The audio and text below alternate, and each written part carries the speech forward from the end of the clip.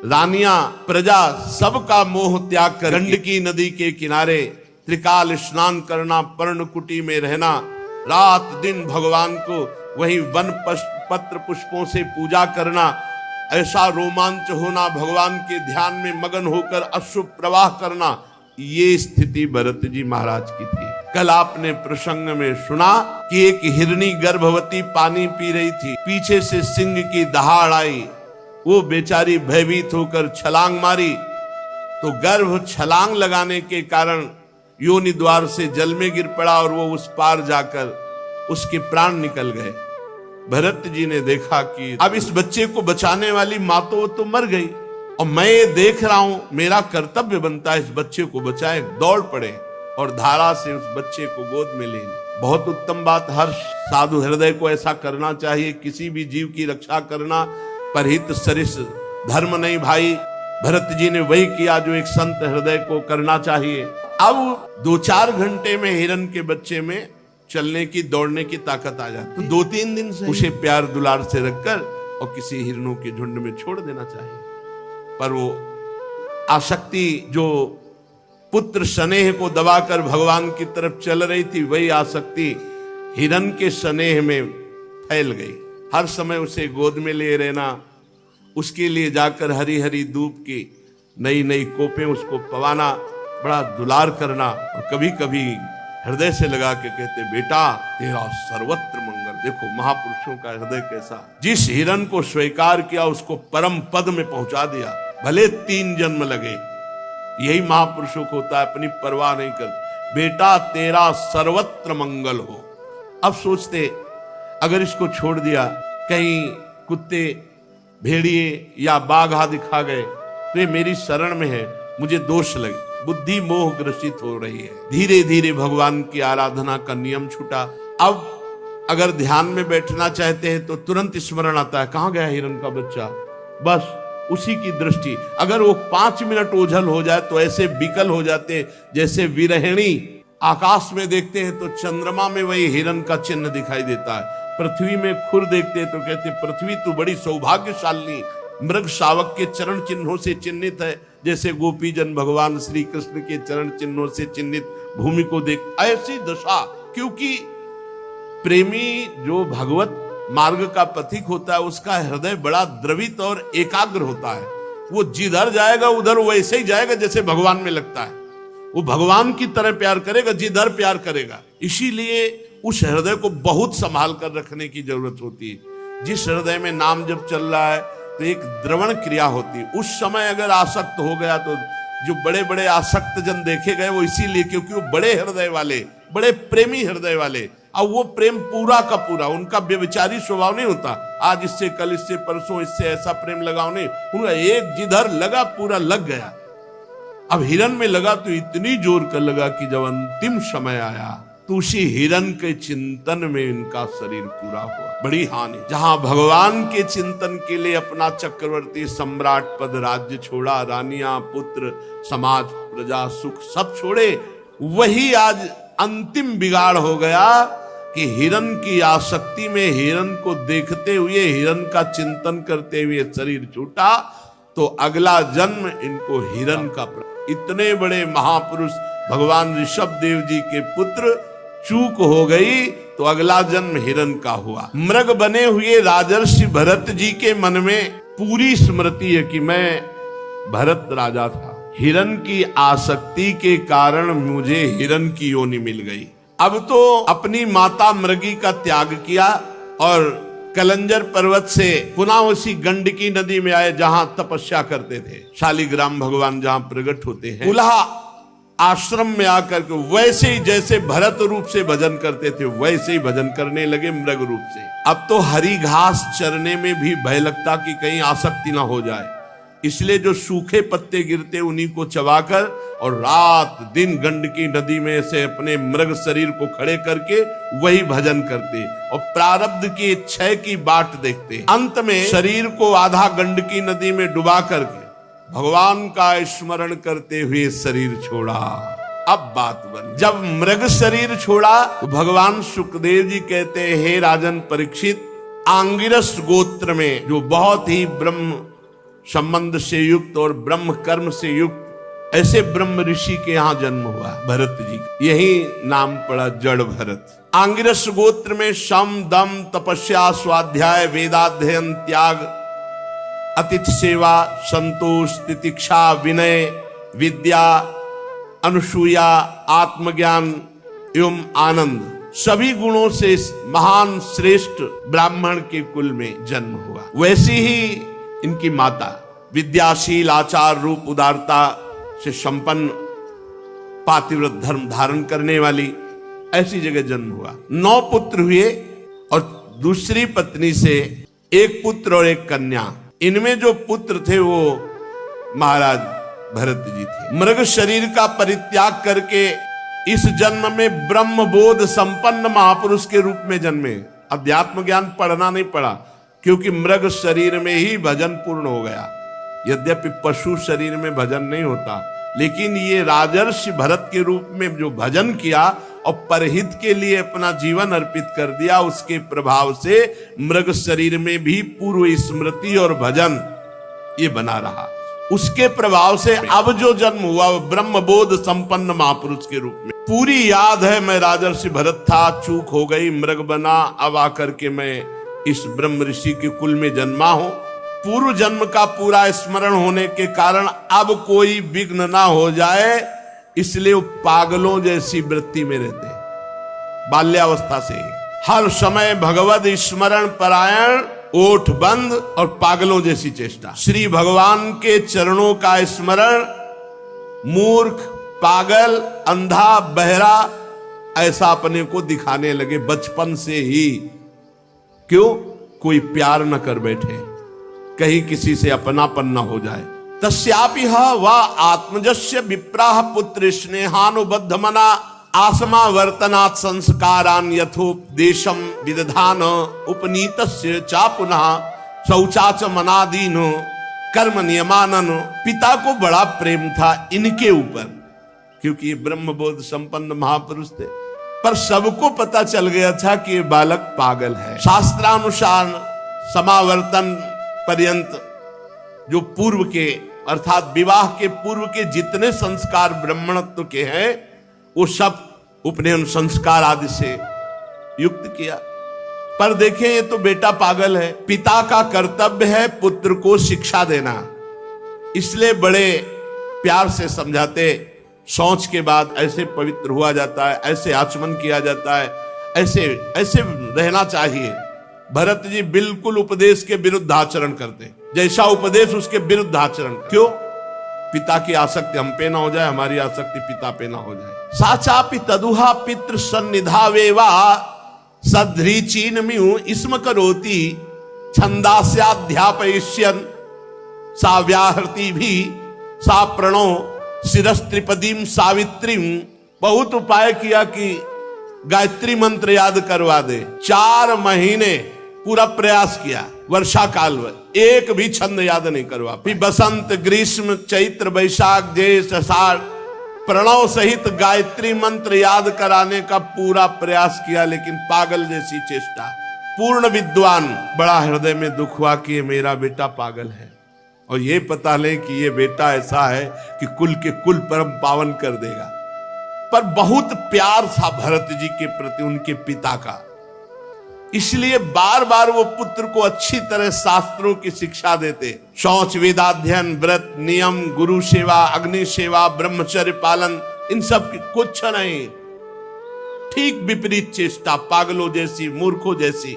वो हार गए और कुछ समय बाद उनका शरीर पूरा हो गया पिता का। अब तो स्वतंत्र हो गए, क्योंकि और कोई प्यार ही नहीं करता था, पिता ही प्यार करते थे। इन महापुरुष को पागल मूर्ख समझकर कोई प्यार नहीं करता, केवल पिता प्यार करते थे। वो भी पधार गए। पूर्व परंपरा के अनुसार उनकी मां उनके साथ सती हुई। अब तो कोई बोलने वाला नहीं, जो भाई थे वो समझते थे मूर्ख और पागल है। वो कर्म कांड को सब कुछ समझने वाले विद्वान ब्राह्मण थे। अब ब्रह्म ज्ञान रूपी परा विद्या का सिद्ध महापुरुष भरत जी को कौन जाने, इसलिए वो भरत जी के प्रभाव को न जानने के कारण ये मूर्ख है ऐसा समझकर उपेक्षा करते। पिता के परलोक सिधारने पर बड़ी अव्यवस्था भरत जी के साथ, क्योंकि भाई लोग मूर्ख समझते थे, पागल समझते थे। बचा खुचा बाछी अन्न जैसे पशुओं को फेंका जाता है, ऐसे उनको दे, वो आराम से, शरीर का प्रारब्ध है ऐसा मान के पा लेते। कोई काम बताते वो काम, कोई मार रहा है, कोई अपमान कर रहा है, कोई थूक रहा है, वो बिल्कुल वैसी पागल। और ब्रह्म बोध परा विद्या के सिद्ध महापुरुष भरत जी के अंदर कोई मान अपमान का विचार ही नहीं रह गया था। साधारण लोग जो नर पशु कहे जाते हैं, नर पशु, मनुष्य रूप में पशु रूप, जो भगवान से विमुख केवल संसार के राग में लगे, वो उनको पागल करके अपमानित करते हैं। कोई थूक देता, कोई ईंट मारता, कोई। भरत जी परा ब्रह्म विद्या के ज्ञानी महापुरुष, पर पागलों जैसी वृत्ति। कोई उनको मूर्ख कहता, कोई पागल कहता, प्रायः पागल करके ही पुकारा जाता है, और ब्रह्मबोध संपन्न महापुरुष। तो भरत जी भी ठीक वैसे ही स्वांग रचते कि सब पागल समझे, उसी के अनुरूप भाषण करते भरत जी। साचा प्राकृतिर द्विपद पशुभिर रुणमत जड बधिरेत्यभिभाष्यमाणो यदा तदनुरूपाणि प्रभासते कर्माणि च सा कार्यमाणः परेच्छया करोति। जैसे लोग उनको मूर्ख और पागल समझते, तो वैसे ही चेष्टा करते कि हाँ वास्तविक ये पागल और मूर्ख है। कोई कोई तो इनको अपने काम में लगा लेता है। अब जवान है, चल चारा काट रहे, गोबर फेंकवा रहे, जैसा वो कहते वैसी काम। कोई अपने काम के लिए खेत में ले जाता, कोई मजदूरी कराता, अब बाद में जला भुना बासी अन्न फेंक देते सामने। क्या स्थिति महापुरुष की। उसी को ऐसे, हे शरीर तेरा प्रारब्ध। अब वो बाल ब्रह्मचारी अखंड शरीर वैसे ही पुष्ट बलवान, जीव के स्वाद की कोई वस्तु ही नहीं, जली सड़ी बासी ऐसे ही दे देते हो। खूब दिन भर मेहनत कराते भरत जी से। ये किसी कारण से उत्पन्न होने वाला शास्त्रीय ज्ञान नहीं, स्वतः सिद्ध भगवत स्वरूप ज्ञानानंद में निमग्न महापुरुष, आत्मबोध प्राप्त महापुरुष।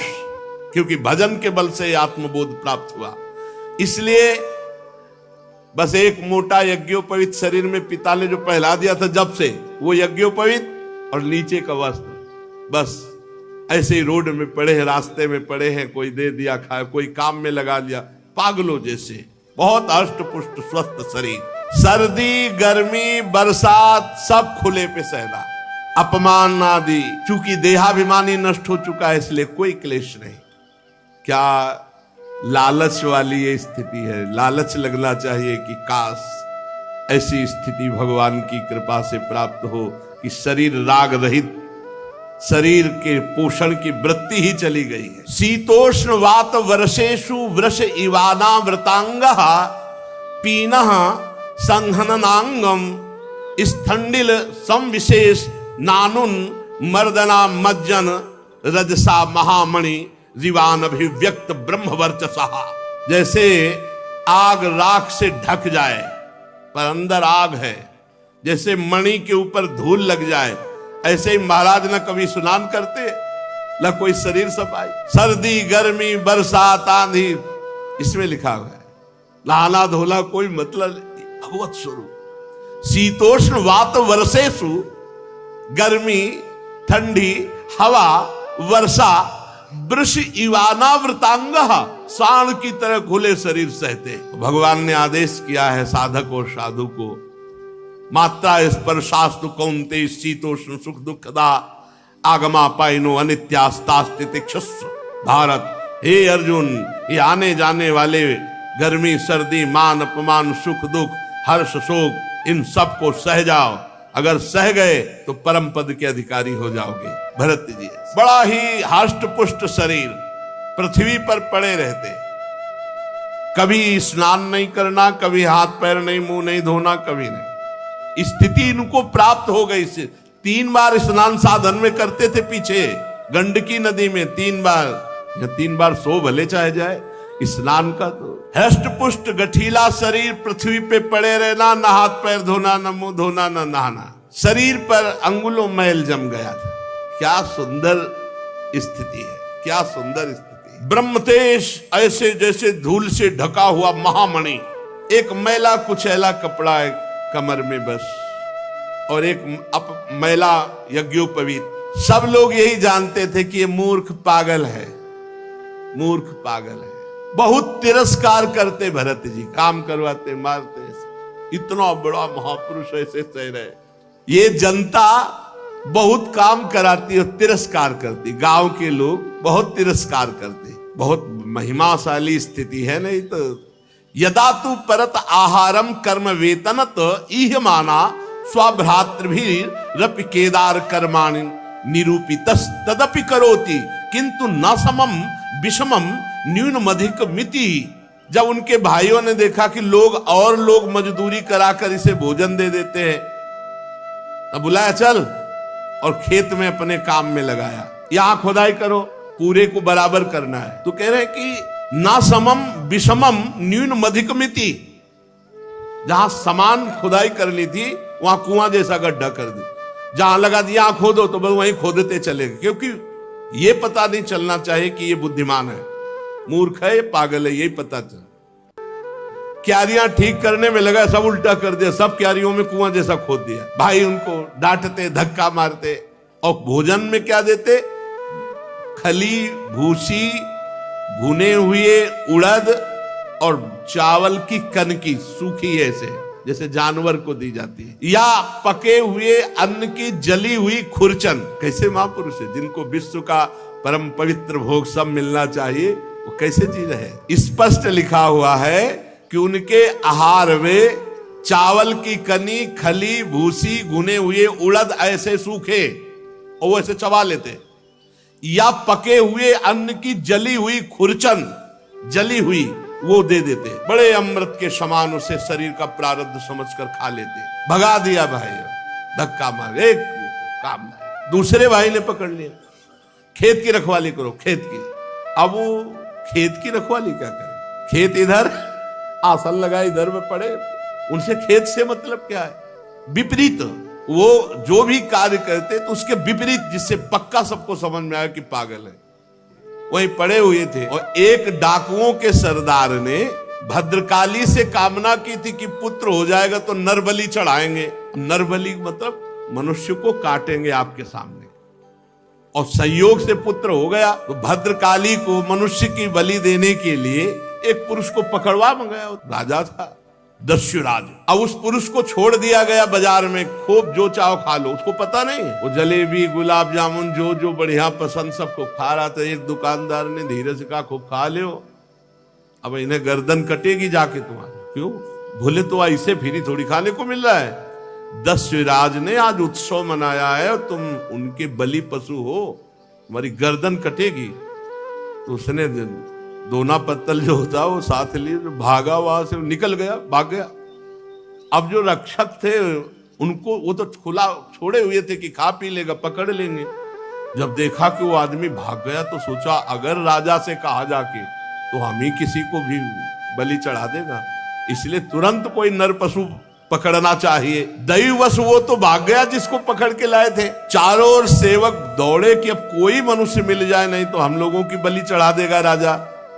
तो रात के समय तक दैवी योग दृष्टि पड़ी आंगिरस गोत्री ब्रह्म प्राप्त महापुरुष श्री जड़ भरत जी के ऊपर। अब जंगल में देखा तो खेत में तो पड़े ऐसे। अरे बोले देवी भी प्रसन्न हो जाएगी और राजा भी प्रसन्न हो जाएगा, क्योंकि बहुत तगड़ा आदमी है, अष्ट पुष्ट बलवान। और उस समय वीरासन में बैठे हुए थे, रात्रि के नजदीक आए, पकड़ लिया, कोई विरोध नहीं। बोले हमारे स्वामी का कार्य इससे बहुत सिद्ध हो जाएगा, देवी बहुत प्रसन्न हो जाएगी। रस्सियों से बांध लिया, बंधवा लिया, कोई रोका नहीं, बिल्कुल पागलों जैसी चीज। जो शरीर का होना है वो पक्का होना, जो नहीं होना है वो नहीं। रस्सियों से बांध ली, ले गए भद्रकाली के मंदिर में। अब बाजार में नहीं छोड़ा, एक तो निकल गए, अब दोबारा अगर वहीं सीधे मंदिर ले गए। पद्धति के अनुसार बढ़िया उट्टन लगाया गया। आज जीवन में उट्टन लग रहा है महाराज, जीवन में कोई प्यार से तो उट्टन लगाया नहीं। भरत जी ले और लंबे हाथ, बढ़िया उट्टन लगा कर। अब ये नहीं कि ज्ञान नहीं, पता है, तलवार भी रखी, पता है दोनों शरीर का है, जो शरीर का प्रारब्ध है उसको भोगना होगा। विधि पूर्वक बढ़िया इत्र फुले लगा के स्नान, सब नए नए वस्त्र पहनाए गए, चंदन लगाया गया, माला, जैसे अब गर्दन कटनी तो माला भी। फिर सुंदर खीर पुआ भोजन डट के भरत जी ने, कोई चिंता नहीं, पता है अज्ञानी थोड़ी परम ज्ञानी है। फिर धूप दीप से आरती की गई क्योंकि बलि चढ़ाना है। इसके बाद शुरू हुआ ढोल बजना, मृदंग ढोल, और भद्रकाली जी के सामने इनको ले जाया गया। भरत जी को कहा गया सर नीचा करके ऐसे झुका के बैठ जाओ, घुटने के बल सर नीचा करके आराम से बैठ, कोई परेशानी नहीं। और आदमी तो चिल्लाए लगते, अरे चिल्लाए क्योंकि सामने भारी तलवार वजन वाली पूजन की हुई रखी हुई थी। भरत जी ने देखा प्रारब्ध है, सर झुका दिया। दस्यु राजा आया और अभिमंत्रित वो बहुत वजन वाली खड्ग उठाई तलवार।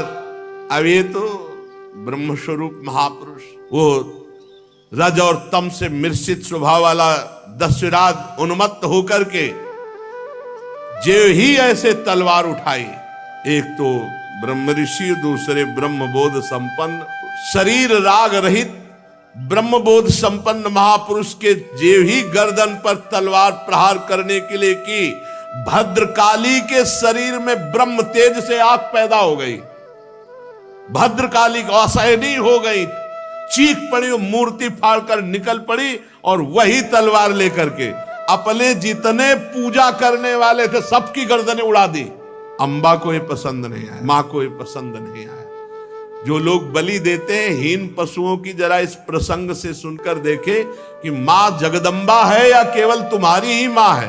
अगर वो जगदम्बा है तो हर पशु पक्षी की मां है, वो कैसे बर्दाश्त कर सकती है अपने पुत्र का हनन? तुम्हारी दुर्गति होगी। माताजी जगत जननी, माताजी ने उनको मारा जो अन्य पुत्रों का नाश करना चाहा, तो माताजी ने उनको घेर करके मारा। चाहे रक्त बीज हो, चाहे शुंभ निशुंभ हो, चाहे जो भी महिषासुर हो, कोई भी हो, जिसने अन्य समाज को नष्ट करना चाहा, अंबा असहनीय होकर के अपने पुत्रों की रक्षा के लिए उसको मारा। ऐसा नहीं है, निर्बल जीवों की हत्या करोगे तो मां प्रसन्न हो जाएगी। अपनी जबान की चाटुकारिता स्वाद के लिए तुम पशुओं को मारते हो और सोचते हो कि जगदम्बा प्रसन्न हो जाएगी, नरक जाओगे। किसी भी जीव की हत्या ऐसे नहीं लिखी। कोई देवी देवता नहीं चाहता कि आप किसी जीव की हत्या करें, वो प्रसन्न हो जाए। अरे उनको चाहिए तो पूरे विश्व को चाट जाए। वो अंबा है। देवी के शरीर में आग पैदा हो गई और फाड़कर मूर्ति निकल पड़ी और वही खड्ग छीनकर अपने समस्त पूजकों को काट डाला। माताजी ने बड़ा भयानक हाहाकार मचा दिया। भद्रकाली है, विकराल अट्टहास। ये देखो ब्रह्मबोध संपन्न हुआ, रस्सी से बांध लाए तो बंध के आ गए, नहा दिया तो नहा लिया, खवा दिया, गर्दन झुकाओ, गर्दन झुका दी, अंबा प्रकट हुई, सबको काट डाला। अब कोई बांधने वाला ले तो चल दिया। ये है ब्रह्मबोध संपन्न महापुरुष की स्थिति। और माताजी अट्टहास करके गरज रही, केवल भरत जी वहां जिंदा है और सबको मार डाला, सबको काट दिया माताजी। सत्य है एवमेव खलु महदविचारातिक्रमः कार्ष्णेनात्मने फलति। सत्य है कि जो महापुरुष का अपराध करेगा सर्वनाश हो जाएगा, कोई भी हो। महापुरुष के अपराध से डरना चाहिए। दैवी शक्ति भी रक्षा नहीं, अपने उपासकों की गर्दनें काट दी। जो देहाभिमान रूपी सुदृढ़ ग्रंथि जिनकी नष्ट हो चुकी है, समस्त प्राणियों की जो आत्मा है वैरहीन है, साक्षात ऐसे ब्रह्मबोध संपन्न महापुरुष का अपमान भद्रकाली भी नहीं सह पाई। भद्रकाली के शरीर में आग पैदा हो गई और मूर्ति फोड़कर प्रकट होकर अपने उपासकों को काट डाला। भगवत भक्त परमहंसों के लिए देखो, सिर कटने का अवसर आने पर भी कोई भय नहीं और बच गए तो कोई हर्ष नहीं, उठे और चल दिए। आराम से मस्ती से जा रहे थे, खूब पूजे, तिलक लगे, खाए पे, नए कपड़ा पहने थे, मस्ती से। उधर सिंधु सौवीर देश का राजा रहुगण, ये वही रहुगण है हिरण, भरत जी के कर कमल से द्वारा पोषित। अब ये भला आकर सिंधु सौवीर देश का राजा, और ये जा रहे थे कपिल भगवान से सत्संग करने, पालकी में बैठ के। कहा था ना भरत जी ने हिरण के रूप में जब ये थे कि बेटा तेरा सर्वत्र मंगल हो, अर्थात मैं तेरा सर्वत्र मंगल करूंगा। पालकी पर चढ़कर जा रहा था। जब इक्षुमती नदी के किनारे पहुंचा तो पालकी उठाने वाले कहारों के जमादार की एक कहार को बुखार आ गया और वो डगमगाने लगी, पालकी असमर्थ। तो कहा भाई एक नया किसी को खोज लो, राजा है वो तो हुक्म पे। तो इन्हीं को देखा, बढ़िया नए कपड़ा पहले, खीर पाए, तिलक लगवाए आ रहे थे। सोचा ये बहुत हष्ट पुष्ट मनुष्य है, जवान है, बैल जैसी ताकत है, बहुत बढ़िया कहार का। गोखर बद्धुरम बोढ़ मलमिति पूर्व विष्टि ग्रहित ही। ये तो अपार बल रखता है, जैसे बैल में, जैसे पुष्ट जानवर में। ये बोझा तो बढ़िया ढो सकता है। ए चलो, चल दी। आज तक अभी उपदेश नहीं दिया, पकड़े हुए कहारों के साथ इनको लगा दिया। अब वो कहार जो राजा की पालकी में होते हैं वो शिक्षित होते हैं। महाराज तो मस्त, बहुत बढ़िया कहार मिल गया। महात्मा भरत जी इस कार्य के योग्य तो बिल्कुल नहीं थे। चुपचाप चार कहारों के बीच में एक में इनको एक तरफ लगा दिया। अब ये केवल पृथ्वी में देखते थे कि कोई जीव पैर के नीचे दब न जाए, क्योंकि महात्मा ऐसे ही चलते हैं दृष्टि नीचे करके। अब दूसरे कहार तो केवल एक बाण पृथ्वी थोड़ी देखते, वो तो पूरा, और वो शिक्षित है और ये तो आराम से देख करके। और ये इतने तगड़े बलवान कि अगर कदम रोक दिए तो तीनों के कदम रुक गए, क्योंकि बलवान है पकड़े हुए। अगर वो संभाल के लंबी टांग मारे तो तीनों मुंह भरा हो रहे। राजा रहुगण ने कहा ये क्या प्रमाद है, पालकी डोल रही, पालकी हिल रही है, ये ऊंची ऊंची हो रही है। कहारों ने डर कर कहा महाराज की जय जय हो, आप चाहें तो हमें दंड दे सकते हैं, पर हम निर्दोष हैं। ये जो नया कहार आया है सारा दोष इसी का है। महाराज हमारा प्रमाद नहीं, हम तो नियम के अनुसार पालकी चला रहे हैं। ये नया कहार जो आया है ये बहुत बलवान है, ये जैसा हिला डुला देता वैसे पालकी हिल डुल जाती है। ये जल्दी जल्दी ठीक से हमारी तरह नहीं चल रहा है महाराज। राजा रहुगण ने सोचा संसर्ग दोष उत्पन्न हो जाएगा तो फिर सब में दोष आ जाएगा, इसलिए इसको दंड देना चाहिए, इसका प्रतिकार करना चाहिए। ये अपनी तो चाल बिगाड़ ही रहा है, हमारे और कहारों की चाल बिगाड़ रहा है। रहुगण क्रोधित होकर, यद्यपि उसने महापुरुषों का सेवन किया था, लिखा है महापुरुषों का सेवन किया था, मतलब कपिल भगवान से सत्संग करने जा रहा तो कोई छोटा मोटा थोड़ी सत्संगी, तो कौन है, भरत जी के द्वारा सत्संग प्राप्त किया हुआ, दुलार प्राप्त किया हुआ। थोड़ा क्रोधित होकर के व्यंग भरे वचन कहा कि ये नए कहा, अरे भैया हमें लगता है तुम बहुत दुबले पतले हो, क्योंकि बहुत हष्ट पुष्ट थे। व्यंग वचन, हमें लगता है तुम बहुत थक गए हो। अच्छा तुम्हारे साथियों ने सहारा भी नहीं दिया। अच्छा ऐसा लगता है तुम पूरा बल लगाकर अकेले पालकी ढो रहे हो। तुम्हारा शरीर तो बहुत पतला है, मोटा ताजा तो है नहीं। हमें लगता है तुम जवान भी नहीं हो, बुढ़ापा ने घेर रखा है। बार बार ताना मारता जड़ भरत जी के ऊपर। चुप, वैसे पालकी, कुछ नहीं, ना मानो सुनाई ही नहीं दिया। भरत जी की दृष्टि में जैसे पालकी वैसे शरीर, पंचभूतों से रचित पालकी, पंचभूतों से रचित शरीर, और दोनों अविद्या के कार्य, और बोलने वाला भी अविद्या में युक्त, इसलिए कुछ नहीं बोले। किंतु पालकी अब भी सीधी नहीं चल रही थी। अब जैसे कई कई जगह 5-5 लाइन चींटी चलती है, ऐसे मारी छलांग तो ये तो कब पकड़े थे, नहीं तो नीचे आ जाते पालकी के।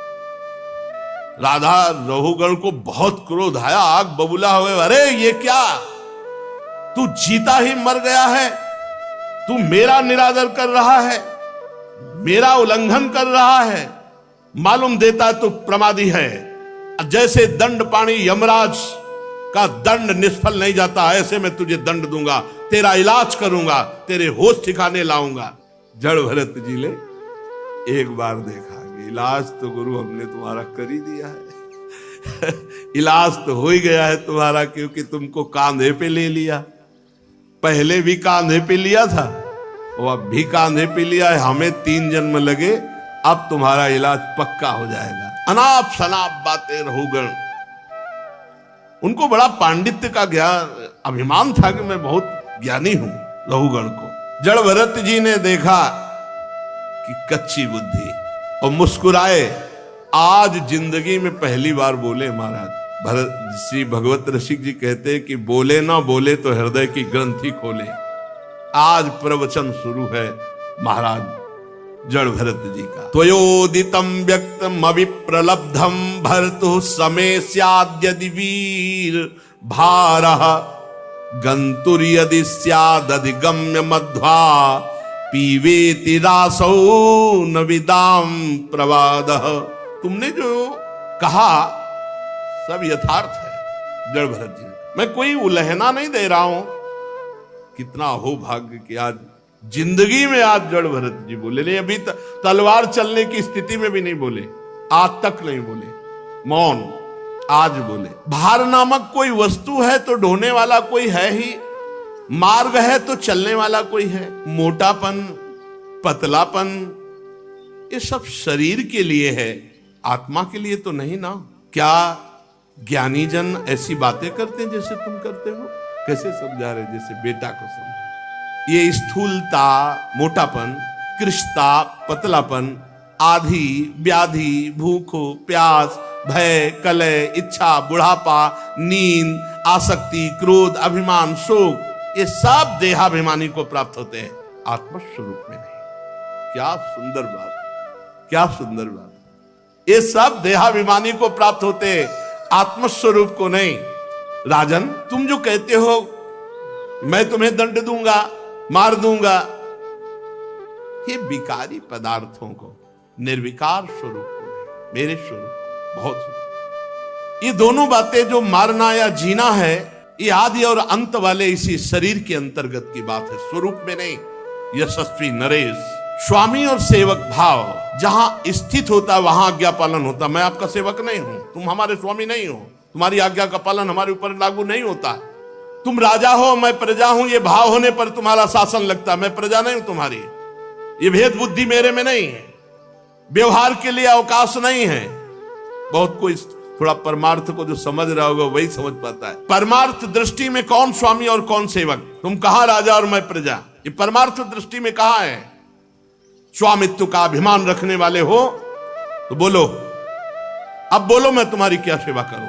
अगर स्वामित्व का अभिमान रखते हो तो बोलो मैं तुम्हारी क्या सेवा करूं। वीरवर, तुमने कहा मत उन्मत्त प्रमत्त, तो मैं अपनी स्थिति में रहता हूं, तुम मेरा इलाज क्या कर सकते हो? तुमने कहा जड़ और प्रमादी ये शरीर, तुमने कहा शिक्षा दोगे तो पिसे हुए को क्या पीसोगे? क्या पीछोगे? शरीर को तो दंड दोगे और फिर नीचे करके पालकी लेके चल दी। जड़ भरत जी की दृष्टि और वचन और तत्व का उपदेश, अब तो रघुगण कूद पड़ा पालकी से, साष्टांग दंडोत हुआ। क्योंकि ऐसा कोई ब्रह्मबोध संपन्न महापुरुष ही बोल सकता है। राजमद चूर चूर हो गया, चरणों में सिर रख करके, हाथ जोड़ करके, घुटने टेक करके कहा। पालकी लिए हुए भरत जी कूद पड़ा रघुगण, साष्टांग दंडवत, आगे घुटने टेक कर हाथ जोड़कर कहा, देव आपका एक ही चिन्ह दिखाई दे रहा, यज्ञोपवीत द्विज का, ब्राह्मण का, और आप प्रच्छन्न भाव से विचरने वाले हैं। क्या आप अवधूत शिरोमणि दत्तात्रेय, या आप कौन हैं? कहीं आप साक्षात भगवान कपिल देव जी तो नहीं है? मुझे इंद्र के वज्र से डर नहीं लगता, ना हम विशंके सुरराज वज्रान्न त्र्यक्षशूलान्न यमस्य दंडात, नान्यर्क सोमा नीलवित्त पास्तात छंके भृशम ब्रह्म कुलावमानात। महाराज, मुझे इंद्र के वज्र से डर नहीं, भगवान देवादिदेव महादेव के त्रिशूल से भी मुझे डर नहीं, यमराज के काल दंड से भी डर नहीं, अग्नि सूर्य चंद्र वायु कुबेर इनके अस्त्रों से डर नहीं, पर मैं डरता हूं ब्रह्म ऋषि के अपमान से। आप कोई प्रच्छन्न भेष में अवधूत महापुरुष हैं,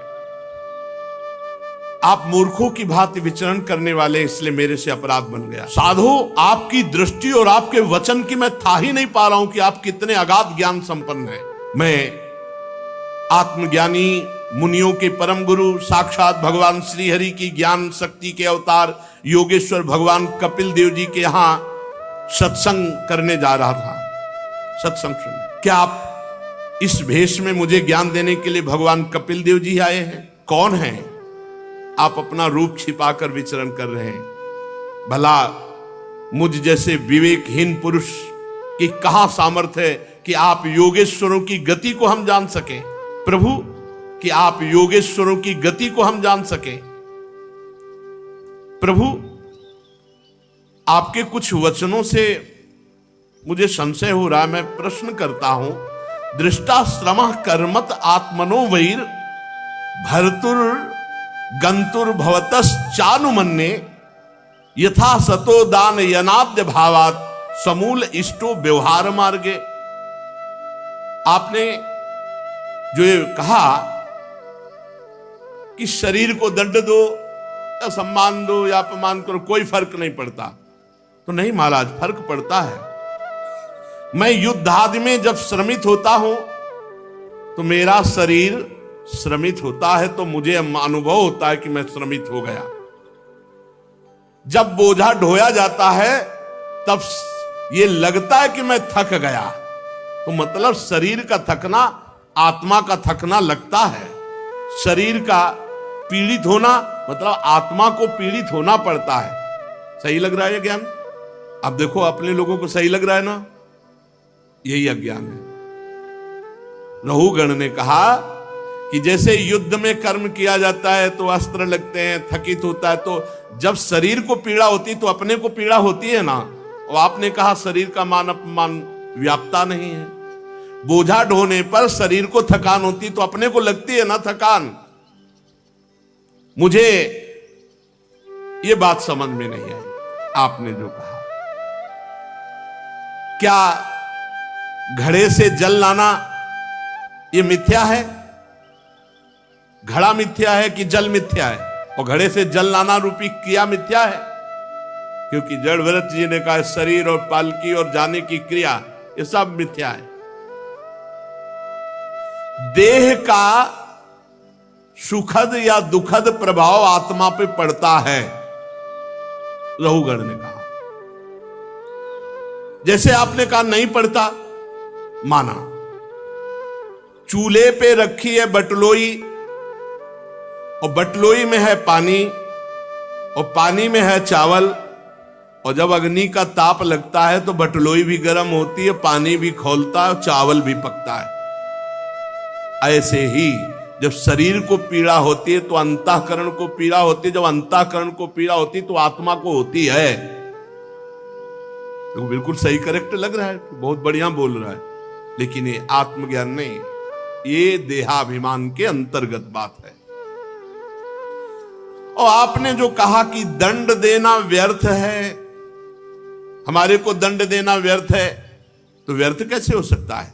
राजा का कार्य है प्रजा को शासन में लेना, उद्दंडों को दंड दे करके ठीक करना। उन्मत्तों को दंड देना पिसे हुए को पीसने के समान व्यर्थ नहीं हो सकता। इसलिए भगवान की सेवा होती है उद्दंडों को दंड दे करके पवित्र करना।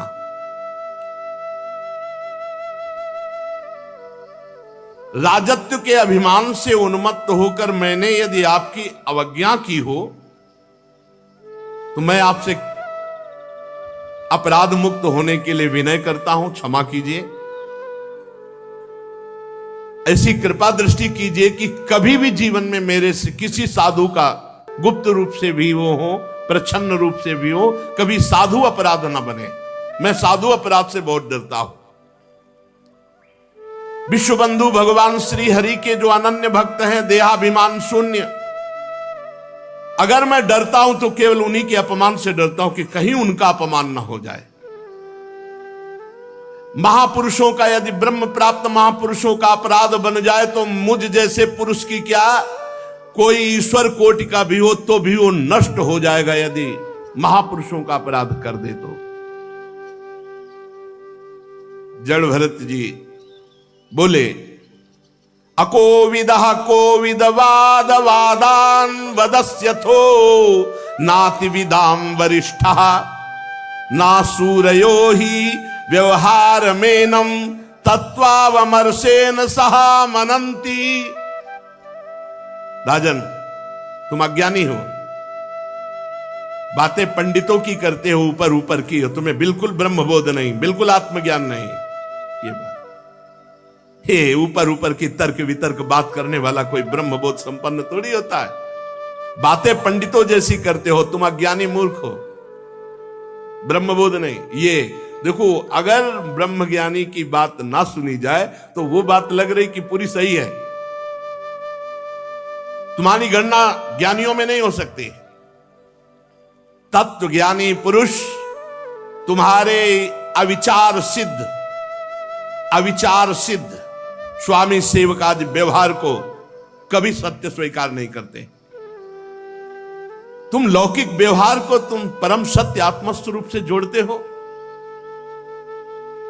वेदवाक्य अधिकतर गृहस्थो जनित यज्ञ विधि विस्तार में व्यस्त हैं और आत्मस्वरूप का जो बोध है वेदातीत है। इसलिए भगवान ने भी कहा त्रैगुण्य विषया वेदा निस्त्रैगुण्य भवार्जुन, अर्थात वेदातीत स्थिति को प्राप्त हो। राग द्वेषों की बात करते हो और तत्व ज्ञान की अभिव्यक्ति करना चाहते हो। राग द्वेष युक्त तुम्हारा चित्त है और तत्व ज्ञान की बात कर रहे हो। बात तो करते हो पंडितों जैसी, हो अज्ञानी। ये गृहस्थोचित यज्ञ आदि सकाम कर्म करने वाले, स्वर्ग का सुख देखने वाले, ये तत्व ज्ञान के विषय को जान सके या शब्दों को समझ सके, इतनी सामर्थ्य नहीं होती। बहुत सुंदर।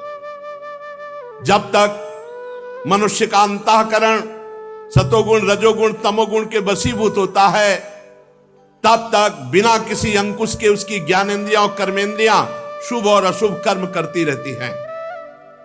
क्या जानेगा वो तत्व ज्ञान जिसका अंतःकरण त्रिगुण से ग्रसित है, सतोगुण रजोगुण तमोगुण से। उससे दो ही कर्म हो सकते हैं, पाप या पुण्य। ये मन वासना में विषयासक्त, गुणों से प्रेरित, विकारी और शरीर रूपी उपाधियों के से युक्त है। ये माया में मन संसार चक्र में छलने वाला है।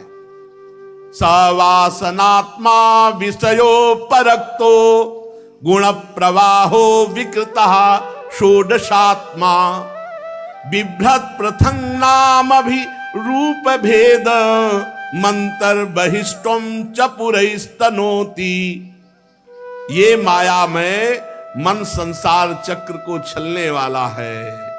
यही देहाभिमानी जीव को सुख दुख आदि से बांध देता है। जब तक ये मन जीवित रहेगा तब तक जागृत और स्वप्नावस्था में व्यवहार प्रकाशित करता हुआ जीव को बांधे रहता है। इसलिए पंडित जन मन को ही त्रिगुणमय अधम संसार और गुणातीत परमोत्कृष्ट मोक्ष पद का कारण बताते हैं। तस्मान मनोलिंग मदो वदंती गुणा गुणत्वस्य परावरस्य। जो मन परमात्मा में स्थित तो मुक्त पदवी, और विषय में स्थित तो बंधन युक्त। विषयासक्त मन जीव को संसार में फांस के रखता है और भगवदासक्त मन मोक्ष पदवी प्राप्त कराता है। जो वासनामय मन है वही बंधन युक्त है और जो निर्वासनिक परमात्म चिंतन में तन्मय मन है वही मोक्ष पद है।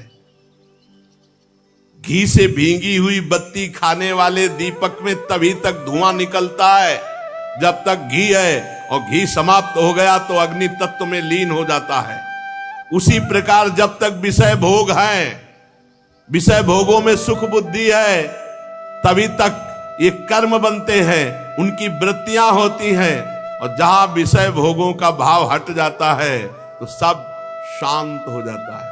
न दीपक न बत्ती न आग, ऐसे न संकल्प न कोई क्रिया न कोई भोग वासना।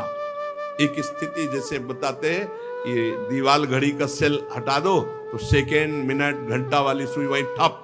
ऐसे मन बुद्धि चित्त अहंकार इंद्रियां सब भगवत स्थित, सब भगवत स्थित। अब कैसे जानोगे?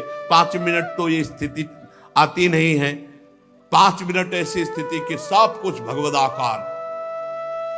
5 कर्मेंद्रियां, 5 ज्ञानेंद्रियां, 1 अहंकार, ये 11 मन की वृत्तियां हैं।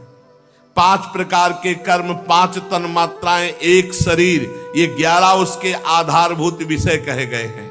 गंध रूप स्पर्श रस शब्द, ये 5 ज्ञानेंद्रियों के विषय हैं। मल त्यागना, संभोग करना, गमन करना, भाषण करना, लेना देना, ये 5 कर्मेंद्रियों के विषय है। और शरीर को ये मेरा है, मैं हूं, ऐसा ये अहंकार का विषय है। जो अहंकार की इन वृत्तियों को, इंद्रियों के इन प्रवाह को मैं मानकर भोग रहे हैं, वो तत्व ज्ञान क्या जाने। मन की ये 11 वृत्तियां विषय, संस्कार, स्वभाव, कर्म और काल के द्वारा सैकड़ों, हजारों, करोड़ों भेदों में परिणित हो जाती है। किंतु सत्ता, क्षेत्रज्ञ आत्मा के प्रकाश से प्रकाशित है। आत्मा में इनका कोई प्रभाव नहीं, क्षेत्रज्ञ इनसे कोई संबंध नहीं रखता। ये जीव जबरदस्ती इनको पकड़े हुए है। यही कोई हमें नहीं बांधे, हम इनको पकड़ेंगे। संसार बंधन में डालने वाली अविशुद्ध कर्मों में प्रवृत्ति, ये वृत्तियों का प्रवाह संसार की ओर जागृत, स्वप्न और सुषुप्ति में छिप जाती है, जागृत स्वप्न में प्रकट रहती है। लेकिन क्षेत्रज्ञ आत्मा में इनका कोई प्रभाव कभी भी नहीं, न जागृत में, न स्वप्न में, न सुषुप्ति में। ये तीनों अवस्थाएं देहों की हैं, आत्मा की नहीं। जिस प्रकार वायु संपूर्ण स्थावर जंगम प्राणियों में प्राण रूप से प्रविष्ट होकर उन्हें प्रेरित करती है, उसी प्रकार आत्मस्वरूप भगवान वासुदेव साक्षी स्वरूप रहकर संपूर्ण प्रपंच को देखते रहते हैं। आपका स्वरूप साक्षी स्वरूप है, भोक्ता करता स्वरूप नहीं। जब तक शुद्ध ज्ञानोदय नहीं होता राजन, तब तक माया का कोई तिरस्कार नहीं कर सकता। ये जो सबकी आसक्ति छोड़ चुका है, जो काम, क्रोध, लोभ, मोह, मद, मत्सर 6 शत्रुओं को जीत चुका है, वही आत्म तत्व को जान सकता है, अन्यथा नहीं। जब तक आत्मा के उपाधि रूप मन को संसार दुख का क्षेत्र नहीं समझा जाता, तब तक ये मन भटकता रहता है। मन भटकता रहता है तो शोक, मोह, रोग, राग, लोभ, वैर ये सब बढ़ते रहते हैं। राजन, तुम्हारा मन ही तुम्हारा बलवान शत्रु है और तुम्हारी उपेक्षा करने से इसकी शक्ति बढ़ गई है। यद्यपि ये सर्वथा मिथ्या है, तथापि ये तुम्हारे आत्मस्वरूप के ज्ञान को आच्छादित कर रखा है। सावधान, श्री गुरुदेव के चरणों की उपासना करके ज्ञान रूपी अस्त्र से इस मन रूपी शत्रु को मार डालो। श्री जड़भरत जी महाराज के नमो नमः कारण विग्रहाय स्वरूप तुच्छीकृत विग्रहाय नमो अवधूत द्विज बंधुलिंग निगूढ़ नित्यानुभवाय तुभ्यम। नमो नमः, नमो नमः, बार बार चरणों में गिर रहा है रहोगे। प्रभु मैं आपको बार बार नमस्कार करता हूं, बार बार नमस्कार करता हूं। मैं समझ ही नहीं पा रहा आपके ज्ञान को। विशुद्ध आत्मबोध